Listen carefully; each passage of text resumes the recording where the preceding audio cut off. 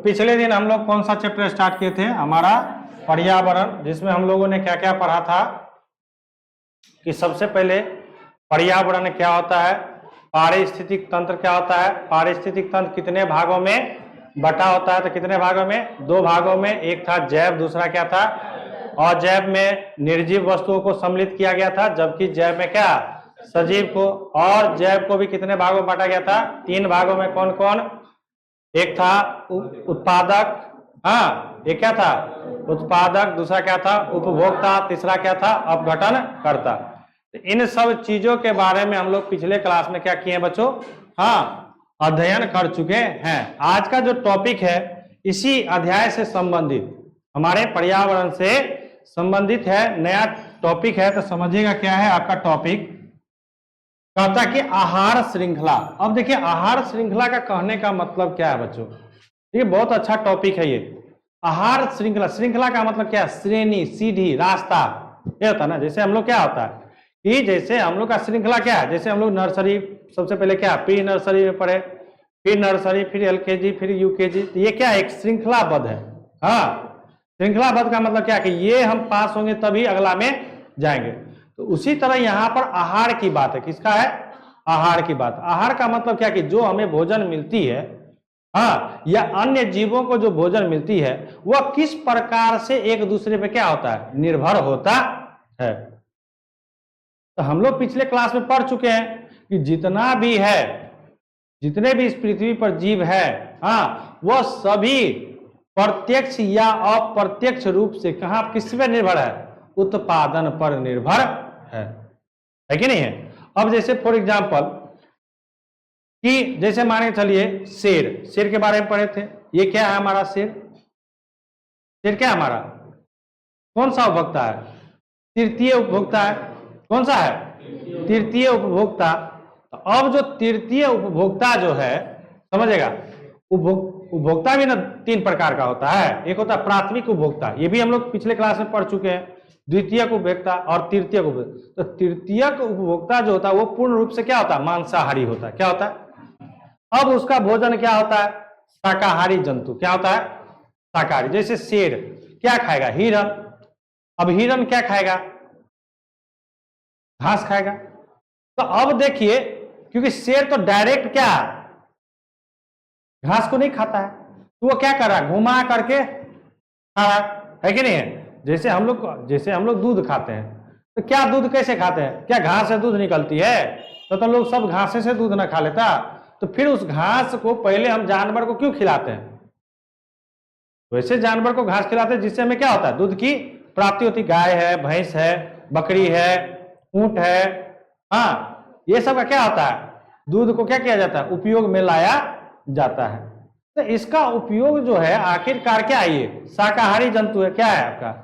शाकाहारी जंतु। तो ये फिर हमको दूध प्राप्ति होती है। तो हम सीधे पौधा से दूध नहीं प्राप्ति होता है हमको सीधा। क्या पौधा से दूध हमें प्राप्ति होती है? नहीं। उसको घुमा करके यदि दूध को हमको प्राप्त करना है तो क्या करते हैं? पहले हम उसको पहले क्या किसको खिलाते हैं? उस चारा को, गाय को, भैंस को, फिर उससे हमें क्या होता है? दूध की प्राप्ति। तो ये हो गया अप्रत्यक्ष। प्रत्यक्ष का मतलब क्या? सीधा सीधा। प्रत्यक्ष का मतलब क्या? सीधा सीधा। जैसे धान से चावल बना करके खाना, गेहूं से आटा बना करके खाना, ये सीधे पौधा से क्या करते हैं? उसका रूपांतरण करके क्या करते हैं? इसमें कहीं दूसरा जीव का कोई जरूरत है? नहीं ना है। यदि हमको मांस खाना है या मीट खाना है, मछली खाना है, तो कैसे खाएंगे? तो कहीं ना कहीं उत्पादन वो क्या करेगा? अब मीट खाना है तो खस्सी क्या खाता है भाई? घासे ना खाता है। अब घास खाएगा तो उसका क्या होगा? वृद्धि होगा। और जब वो बड़ा होगा तो फिर उसको क्या क्या करके खाता है कि नहीं खाता? मनुष्य खाता है ना जी, खाते हैं ना आप लोग। तो ये इस प्रकार से क्या आ गया? प्रत्यक्ष और अप्रत्यक्ष। प्रत्यक्ष का मतलब क्या है? जिसका आप सीधा उपयोग कर लीजिए। जैसे पपीता खाना, सीधे तोड़िए, सीधे खा लीजिए, है कि नहीं है? तो ये हो गया प्रत्यक्ष। अप्रत्यक्ष का मतलब क्या? जैसे गाय से दूध को हमको प्राप्त करना है, तो ये हो गया क्या आपको? अप्रत्यक्ष। जैसे मीट खाना है, अप्रत्यक्ष। तो ये सब जिसका आप सीधे उपयोग नहीं कर सकते हैं उसको क्या कहते हैं हम लोग? अप्रत्यक्ष। जिसका सीधा सीधा लाइए, पौधा से तोड़कर लाइए, सीधे क्या कीजिए? उसका भोजन के रूप में ग्रहण कीजिए, तो उसको क्या कहते हैं हम लोग? प्रत्यक्ष कहते हैं। क्या कहते हैं? प्रत्यक्ष। तो आहार श्रृंखला जो है ना वो प्रत्यक्ष या अप्रत्यक्ष रूप से क्या रहता है? एक दूसरे के साथ क्या रहता है? जुड़ा हुआ रहता है। तो समझिए क्या होता है आहार श्रृंखला। कहता कि एक पारिस्थितिक तंत्र में ऊर्जा का एक पथीय प्रवाह उसमें स्थित श्रृंखलाबद्ध तरीके से जुड़े जीवों के द्वारा होता है। जीवों के इस श्रृंखला को ही क्या कहा जाता है? कह क्या रहा है समझिए। कहता है कि जीवों में ऊर्जा का क्या होता है? स्थानांतरण होता है। एक जीव से दूसरे जीव में नहीं जाता है। जैसे घास गाय खाई, ठीक है, उसको ऊर्जा प्राप्त हुआ। अब उससे जो दूध निकलता है और उस दूध का सेवन हम लोग करते हैं, तो उस दूध का सेवन क्यों करते हैं? क्योंकि उससे हमें क्या होता है? ऊर्जा की क्या होती है? प्राप्ति होती है कि नहीं? या मीट खाते हैं ना, तो मीट से हमें क्या होता है? वसा मिलता है, प्रोटीन मिलता है कि नहीं मिलता है? तो वो हमारे शरीर के लिए क्या है? एक प्रकार का ऊर्जा है। वो हमारे शरीर के लिए क्या है? एक प्रकार का ऊर्जा है ना जी। वो हमारे शरीर के लिए क्या है? एक प्रकार का ऊर्जा है। तो वही चीज यहाँ कहता है कि एक पारिस्थितिक तंत्र में, एक पारिस्थितिक तंत्र मतलब क्या? अजैव या जैव, अजैव या में ऊर्जा का एक पथीय यानी एक दिशा में, यानी निचले से एक पथीय का मतलब क्या? कि उत्पादन से लेके कहां तक? अपघटन करता, यानी क्या? यदि उसमें भी बांटे तो प्राथमिक उपभोक्ता से लेके कहां तक? तृतीयक उपभोक्ता तक। समझिएगा, प्राथमिक उपभोक्ता में मेरा क्या है? उत्पादन करता है, जिसमें हम किसको सम्मिलित करते हैं? पादप को। और द्वितीयक में किसको कहते हैं? शाकाहारी को। और तृतीयक में किसको करते हैं? मांसाहारी को।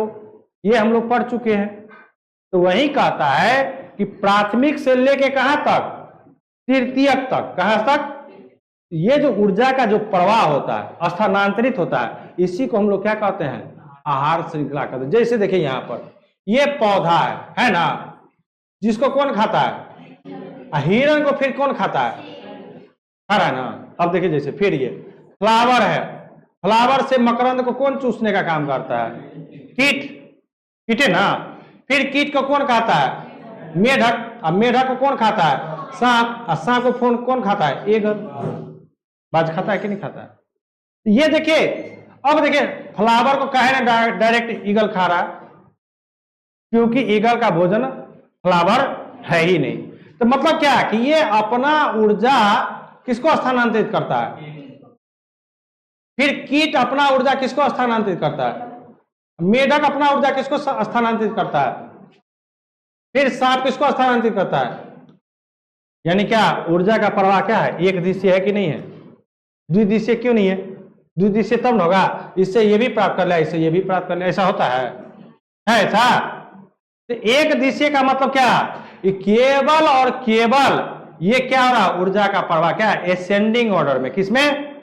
यानी बढ़ते क्रम में। यानी ये ऊर्जा का क्या कर रहा है? स्थानांतरित कर रहा है। कोई दिक्कत इसमें? ये आहार श्रृंखला किसको कहते हैं?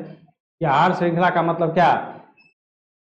कि जीवों के, हाँ, एक जीव से दूसरे जीवों में क्या होता है?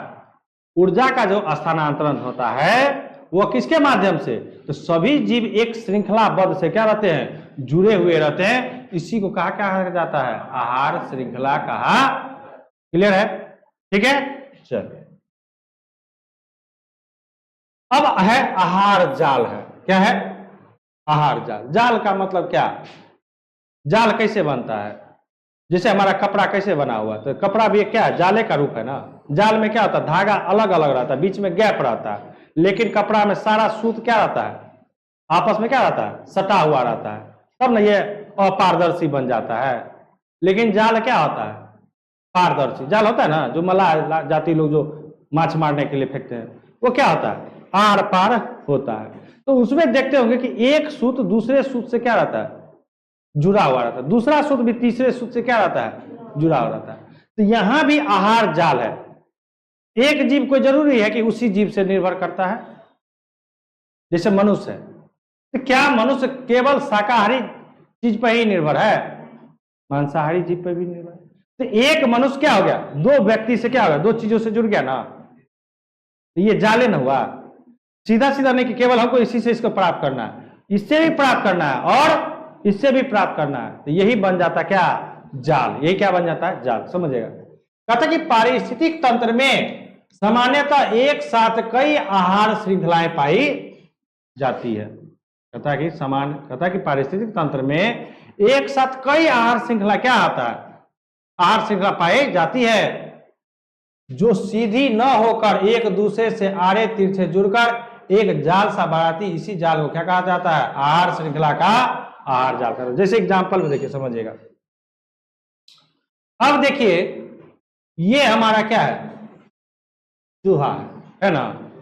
चूहा को कौन खा लेता है, सांप भी खा लेता है। और देखिए, इस चूहा को कौन खा लेता है, ईगल भी खा लेता है। चूहा को कौन खा लेता है, वो भेड़िया भी खा लेता है, ठीक है ना।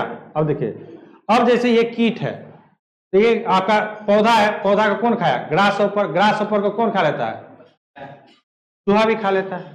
और ग्रास ऊपर को कौन खाता है, मेढक भी खा लेता है। तो देखो, एक ही मेढक, देखो इस सांप देखो मेढक को भी खा लेता है कि नहीं। तो ये कोई जरूरी है कि केवल मेढक का भोजन केवल क्या आपका कीट ही है? उसी तरह मनुष्य का, हमारे मनुष्य में भी आहार जाल है कि नहीं है, कि मनुष्य केवल क्या पादप पर ही निर्भर है, वो जंतु पर निर्भर नहीं है। वो भी तो जाल बना रहा है, वो भी क्या बना रहा है, जाल बना रहा है। अब देखिए, जैसे यहां पर ये क्या आपका तितली, तितली को कौन खा लेता है, चिड़िया भी खाता है, खाता कि नहीं खाता है, मान के चलिए। फिर क्या है, ये तितली है। अब ये क्या है आपका बटरफ्लाई, बटरफ्लाई को कौन खा लेता है, बड़ा तितली। जैसे मछली में भी क्या होता है, छोटा मछली को कौन खा लेता है, बड़ा मछली खाता है, खाता कि नहीं खाता है।